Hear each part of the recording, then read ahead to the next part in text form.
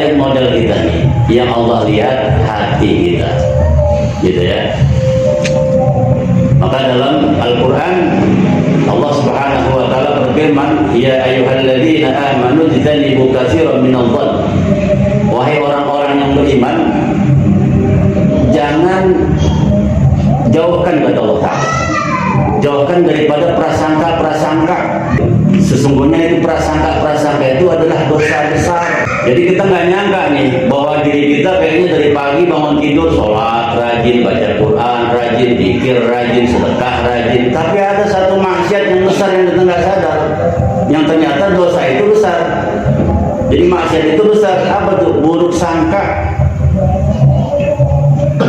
Makanya diajarkan dalam agama kita nih, jangan pernah buruk sangka.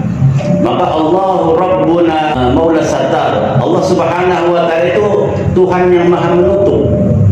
Maka sifat daripada Allah Ta'ala menutup. Nah, alhamdulillah ya Allah tutup kita nih. Sehingga maaf, kotoran di perut kita nggak kelihatan, padahal kemana-mana kita bawa kotoran nih masing-masing, termasuk diri saya. Dan juga alhamdulillah Allah tutup, uapnya nggak keluar. Coba aja kalau kotoran kita kelihatan di perut kita dan uap kita keluar dari perut, nggak mungkin ada orang mau yang dekat sama kita. Kenapa? Kebauan. Kemana-mana kita bawa kotoran.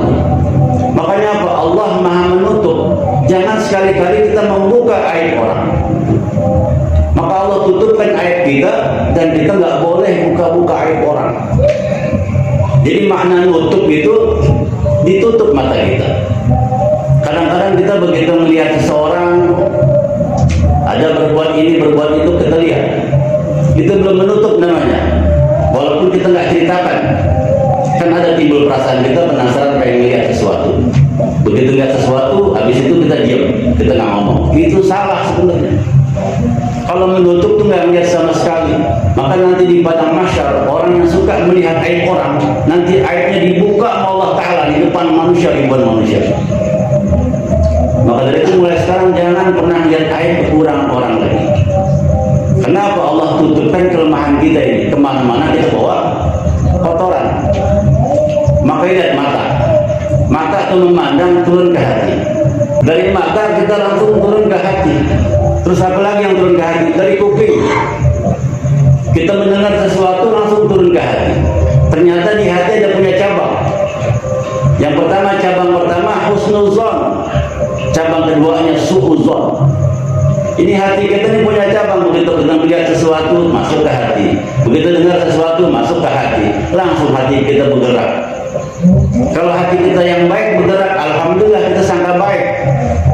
Tapi kalau hati kita yang busuk yang bergerak, maka kita begitu melihat sesuatu, begitu mendengar sesuatu, maka hati yang jelek langsung mengatakan bahwa itu su'uzon, buruk sangka orang. Padahal belum tentu apa yang kita lihat itu yang kita sangka. Makanya disuruh tutup sama Allah Ta'ala. Kita jangan pernah melihat kelemahan, kehinaan, kejelekan orang. Maka yang kita lihat diri kita aja, alhamdulillah sudah Allah tutup. Karena kalau kita berani melihat kejelekan, keburukan orang, maka nanti di padang mahsyar Allah bukakan kejelekan kita. Dijelaskan bagi seseorang yang Allah kasih hidayah. Orang yang Allah kasih hidayah, hidupnya selamat dunia akhirat, hidupnya bahagia dunia akhirat.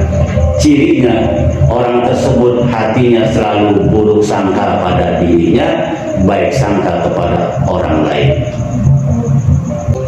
Dan sebaliknya, orang yang nggak dapat hidayah dari Allah, orang yang nggak dapat petunjuk dari Allah, orang yang celaka hidupnya, sengsara hidupnya, sempit hidupnya di dunia, dan juga bakal sengsara di akhirat.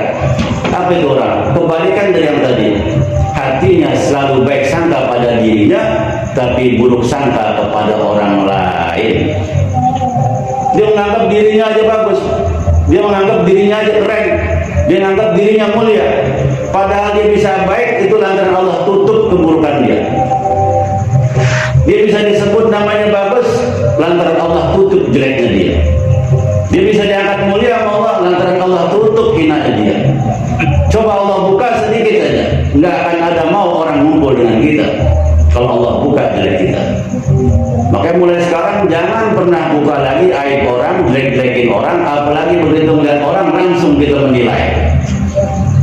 Maka orang yang dapat hidayah hatinya selalu buruk sangka dirinya dan baik sangka ke orang lain. Dan begitu orang yang celaka, orang yang gak dikasih hidayah sama Allah, orang yang bakal sengsara hidupnya baik dunia maupun akhirat, dia baik sangka pada dirinya, dia buruk sangka kepada orang lain. Maka Allah Subhanahu wa taala berfirman dalam Al-Qur'an, "Tulijul laila fin nahar wa tulijul nahara fil lail." Allah jadikan malam dan siang. Nah, sekarang malam itu diliputin dengan siang. Jadi siang masuk di dalam malam, tulijul laila fin nahar wa tulijul nahara fil lail. Jadi malam itu masuk dalamnya ada siang. Begitu entar siang, dalamnya ada malam. Kalau dalam makna tafsir para ulama batin ya mengatakan seperti telur. Telur itu sifatnya mati, nggak ada, kita pernah lihat telur loncat-loncatan, enggak. Tapi di dalam telur ada kehidupan. Tulijul laila fin nahar wa tulijul nahara fil lail wa tukhrijul hayya minal mayyit wa tukhrijul mayyita minal hayy. Telur sifatnya mati, nggak bisa lompat-lompat, tapi di dalam telur itu ada kehidupan. Begitu keluar bisa hidup. Dan sebaliknya, di dalam telur ada kehidupan, di luarnya ada sifat mati. Jadi hidup di dalamnya, tapi di luarnya mati. Jadi sifatnya telur mati. Nah, maknanya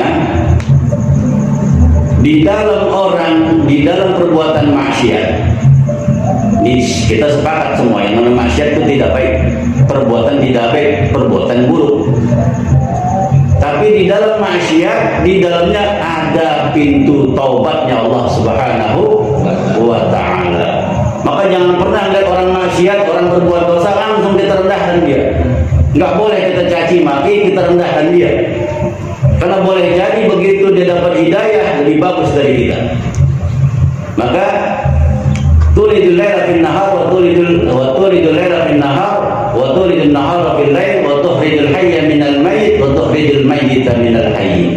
Jadi di dalam kemaksiatan ternyata ada pintu taubatnya Allah Subhanahu wa ta'ala. Begitu dapat hidayah, dia sadar bahwa itu salah, apa yang dilakukan sama orang tersebut? Taubat. Maka kita nggak boleh merendahkan orang-orang yang telah berbuat salah, yang ada doakan, ya Allah kasih hidayah. Dan begitu sebaliknya, tukhrijul hayya minal mayyit wa tukhrijul mayyita minal hayy, makna daripada ulama tafsir batin ya, orang yang hidup badannya, dia sholat rajin segala macam, tapi begitu dilihat hatinya mati. Hidup doang jasadnya, tapi hatinya mati. Maknanya apa? Orang yang beribadah tapi hatinya riya, mati hatinya sebelum badannya dikubur.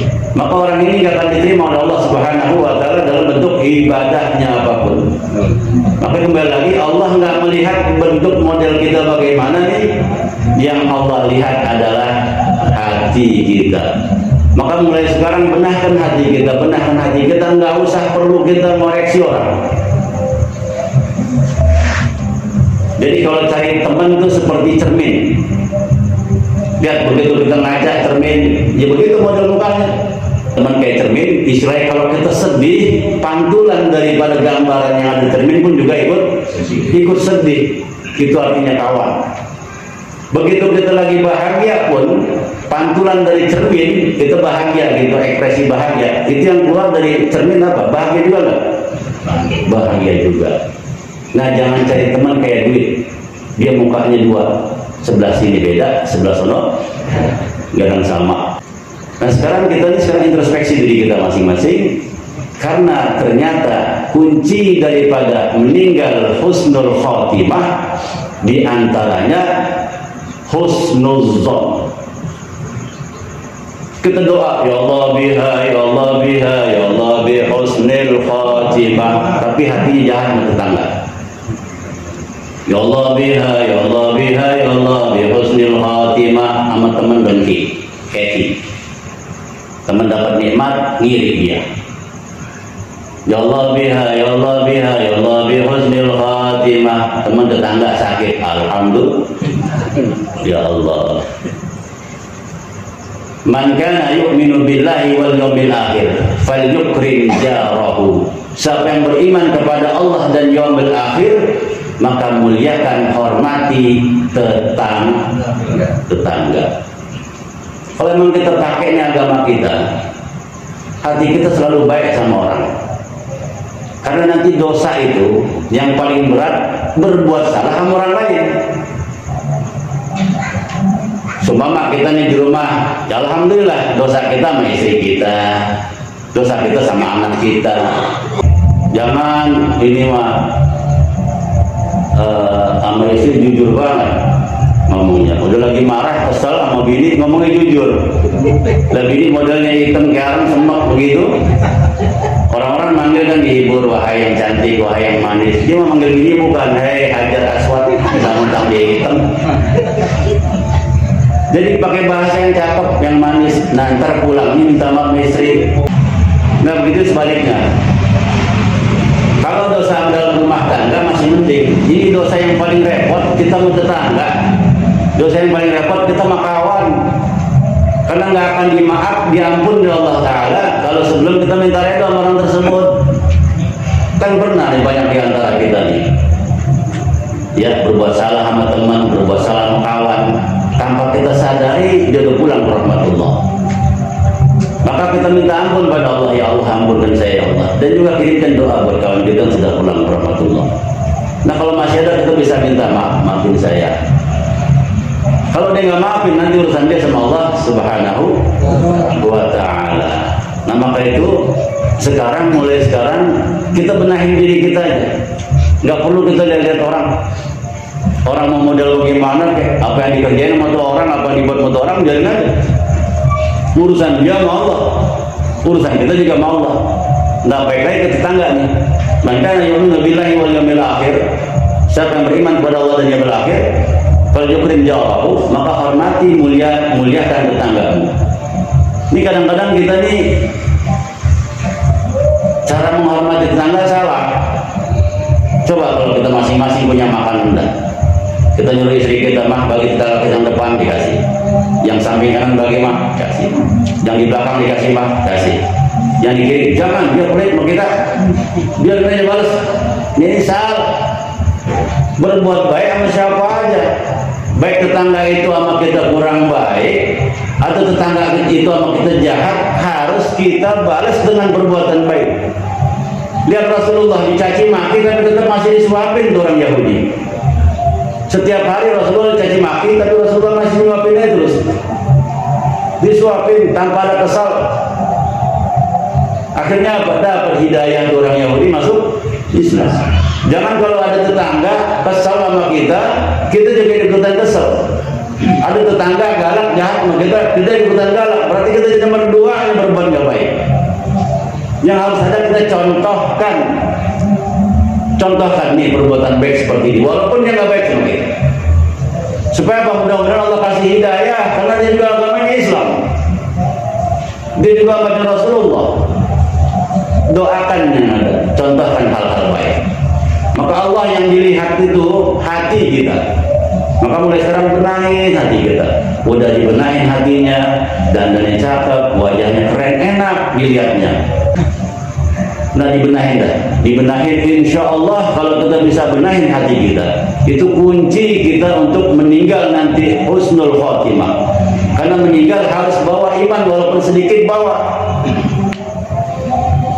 Iman biarpun sekecil biji zarrah itu menyebabkan orang masuk surga.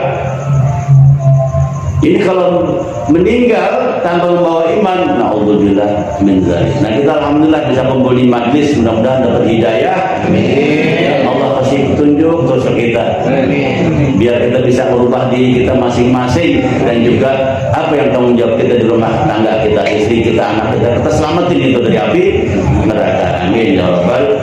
Ini mungkin yang bisa saya sampaikan. tentang pelajaran hati. Nah, mudah-mudahan kita bisa benahkan sedikit demi sedikit, dan semoga kita yang hadir semua di sini yang punya hajat, yang pengen ini, pengen itu, dikabul Allah Subhanahu wa taala. Yang sedang kurang sehat, semoga Allah datangkan sehatnya. Yang sedang masalah dalam rumah tangga, semoga masalahnya dalam rumah tangga Allah bebaskan.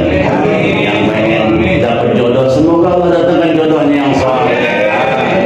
Dan kita nih, semoga nih anak-anak kita juga dapat jodoh soleh. Bismillahirrahmanirrahim. A'udzubillahi minasyaitonir rajim. Bismillahirrahmanirrahim. Alhamdulillahirabbil alamin arrahmanir rahim maliki yaumiddin. Iyyaka na'budu wa iyyaka nasta'in ihdinas siratal mustaqim siratal ladzina an'amta 'alaihim ghairil maghdubi 'alaihim waladdallin. Mungkin yang baru ikut baca burda pegel kapan kelar, betul nggak Pak?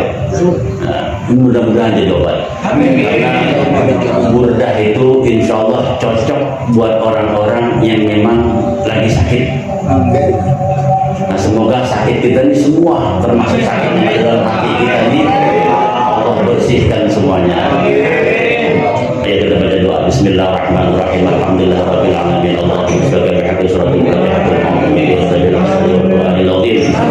ala nabiyyil khair wa ala tafadhal ala nabiyil khair wa ja'alna min ahli khair wa anta wa'alna mu'amalatan li ahli khair wa ila qawlana bi adiyana wa anfusina wa awladina wa ahlina wa ashabina wa ahbabina bi rahmatika wa fitnatika wa dhair innaka waliyyu khair wa tamajjid bi kulli rahmatika ya arhamar rahimin. ورحمتك عندنا من أعمالنا اللهم مغفرتك أوسع من ذنوبنا ورحمتك عندنا من أعمالنا اللهم مغفرتك أوسع من ذنوبنا ورحمتك عندنا من أعمالنا ربنا تقبل منا إنك أنت السميع العليم وتب علينا إنك أنت التواب الرحيم ربنا آتنا في الدنيا حسنة وفي الآخرة حسنة وقنا عذاب النار ربنا آتنا في الدنيا حسنة وفي الآخرة حسنة وقنا عذاب النار ربنا آتنا في الدنيا حسنة وفي الآخرة حسنة وقنا عذاب النار